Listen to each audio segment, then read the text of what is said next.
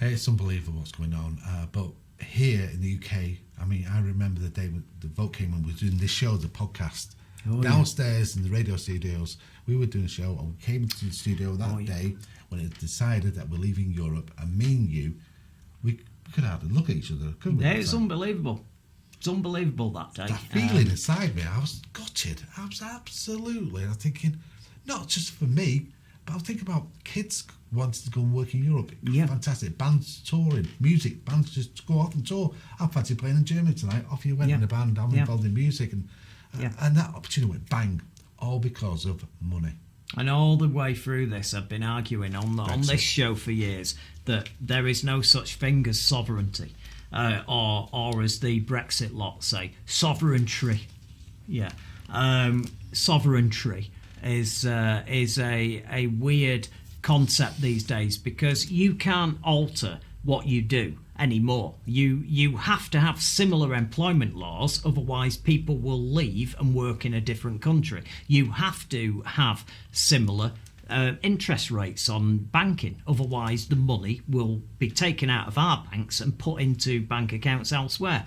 There is no sovereignty anymore. There is no freedom. We have a global economy. We have a global workforce where everything is global now. And this idea that we can roll back the clock to the point when we were, we had the Queen Victoria was Empress of India is mental. It's mental. And you're all crazy, all of you that voted for this. All you've done is cost the country a load of money. Well, Trump, when he came into power, the first thing he did, he thought, look after the rich. I'll cut the taxes. And there's people who are Trump supporters saying, he cut taxes. It doesn't affect them. It affects the very rich. And who's going to be benefit from Brexit? It's not going to be me. It's not going to be you. No. Who's going to benefit? Yeah. People who offshore bank accounts that were about to be scrutinised by the EU. One of the sticking points, they're about to scrutinise. They were about to bring in legislation so that you were not able to just put piles of cash into offshore bank accounts, not pay tax, and get away with robbery. And all of Boris Johnson's mates and all of Nigel Farage's mates and all these other people, these assholes who have inflicted this on the country, were all part of this. And they wanted to stop the EU from having that influence. And that's what this is all about. It's what it's all They're trying to push it on the fishing rights. The fishing rights. And I think it's 1.8% of our economy to do with fishing. Yeah. Nothing to do with fishing rights. Absolute. The levelling up of the countries, now that's a different story because Europe won't accept and deal with a country who doesn't have the workers don't have the same rights as the other Europeans. Yeah. That's what they're saying. So, and here, now why wouldn't the Tories want that? Because they were saying they could have an advantage. For example, cheaper labour, cheaper costs. So therefore, Europe's saying, well, no, you've got an advantage because you're not paying the people the right price. You know who's going to. But the plan was good. Boris's plan was good because he had America. He had a lunatic in office over there who was going to do a massive trade deal. So we just point out, this is fact. Don't take my word on it. Do your homework. 43% of our exports go to the EU. 43% of our exports. It's actually 51%. Yeah, well, I'm being conservative. I'm talking before before you go through that. Yeah, no worries. Well, 43%. Yeah, well, you know, it's still bad. Yeah. No matter what way you look at it, it's about half of our output goes to the EU. So whether you want to believe that or not, that is a fact that you can check. So you've got to replace that. And Boris was going to replace around about 25% of that with a deal with America. And oopsie, Biden won. And he's a little bit f***ed.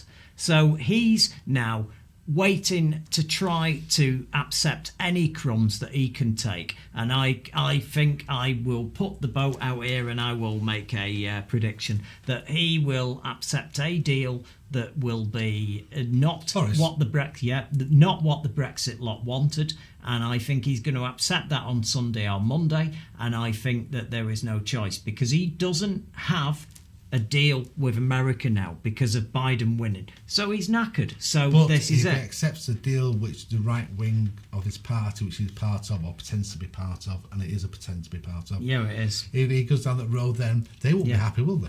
Well, let's have a look at. We got a video that'll bring you up to date on this, and we can listen to Mr. Hancock and see what he has to say about it.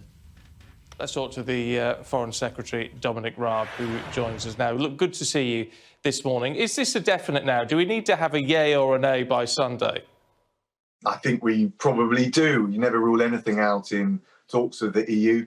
The Prime Minister has shown he wants to leave no stone unturned in the search for a deal. That's why he was out in Brussels speaking to Ursula von der Leyen. He's also made clear, and I think both sides recognise there are still significant differences between them. We'll continue with the negotiations this week. I think they'll take a stock take and decide the future of the negotiations on Sunday. And the point from the UK side is, as I said, we will leave no stone unturned. We would like a free trade deal with the EU, but we're not going to sacrifice the basic points of democratic principle on fisheries, on control over our laws as we leave the transition period. And I think it's important that's recognised on the EU side. And if they do, I think the scope for a deal is still there to be done.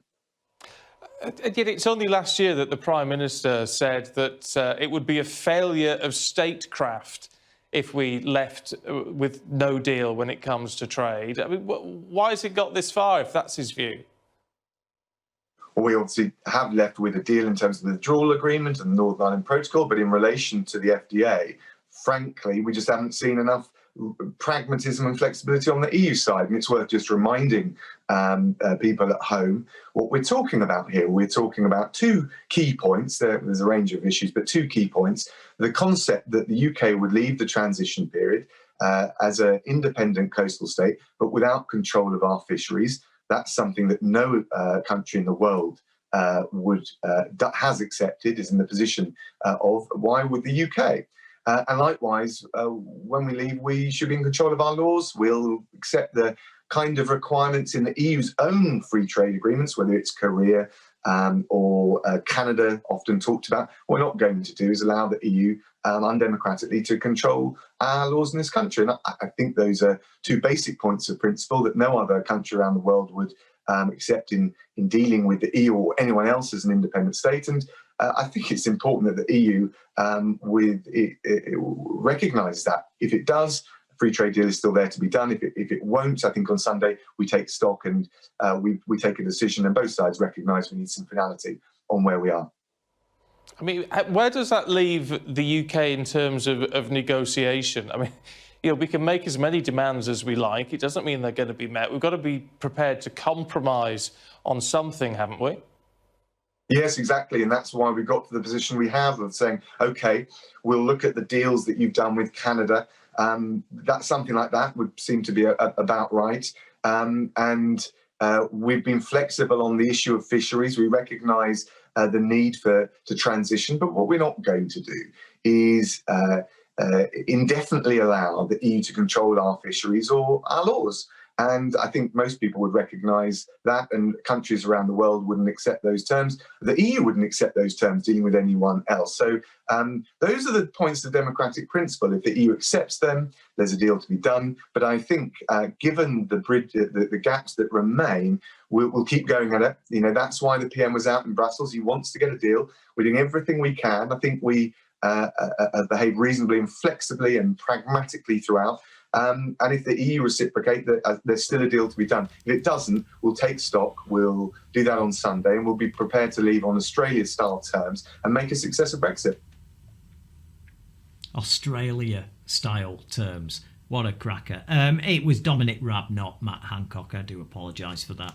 They look so interchangeable, all of these tossers, to be honest. I can't remember any of them. The only one that stands out is Priti Patel.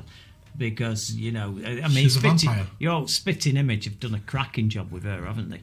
A quick email to read out just before we go. Yep. This one's from Eddie. Eddie over in Ireland.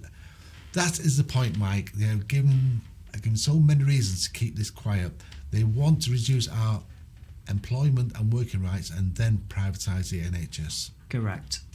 That's Spot on. literally it. That's literally it. Thank you for watching. I'm impressed. You've passed the IQ test and got this far, so let's press that button to do the last thing that helps us. It's got subscribe on it, you can't miss it, and please ring the bell for notifications of future videos.